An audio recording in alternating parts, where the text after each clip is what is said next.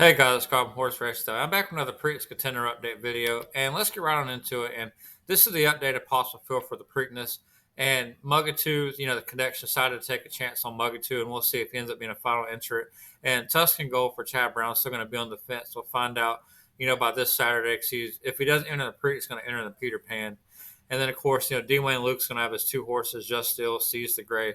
And then Bob Barrett's going to have his two, Muth and Imagination. And then Mystik Dan, that's kind of the big horse everybody's waiting for. And I really hope Kenny McPeek decides to enter Mystik Dan, as I think you're really going to need the Derby horse. It makes for better Preakness when you have, possibility of a triple crown on the line. And I'll say, even though the morning line favorite is going to wind up being Muth and probably the post time favorite, still just the fact that Mystik Dan's there and, the possibility that he can make it 2 wins in a row and get to the Belmont with a triple crown is going to be enough to, tune in a lot of people. I think they said viewership was up at an all-time high since 1989 for the Kentucky Derby.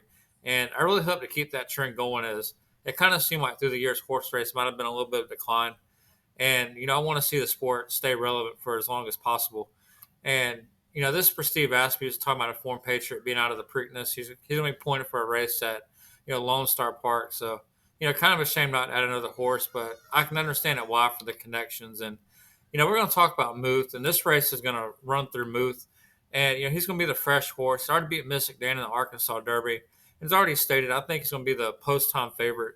And recent Preakness winners favor new horses coming in. It's kind of lost that trend of horses coming out of the Derby. And I thought the reason you got that trend was most trainers that have a horse that's any good, they're going to try to point him for the Derby, run him in the Derby. The trainers that have horses that are not quite there yet are going to, they're going to end up going to the Preakness by naturally not getting the points for the Derby.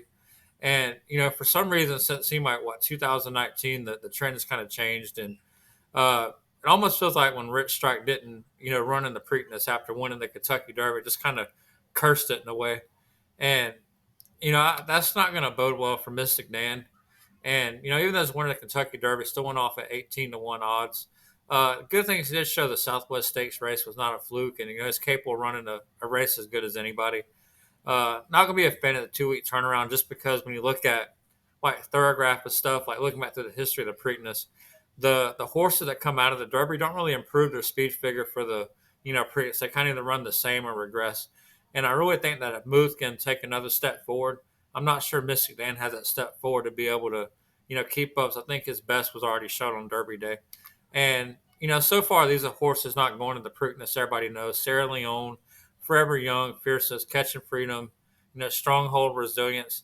I'd imagine you see Sierra Leone and maybe Catching Freedom be appointed to the Belmont. Of course, Forever Young's back to Japan. You won't see him, and then Stronghold already went back to California. And it should be interesting to be shaping up for a good Belmont this year.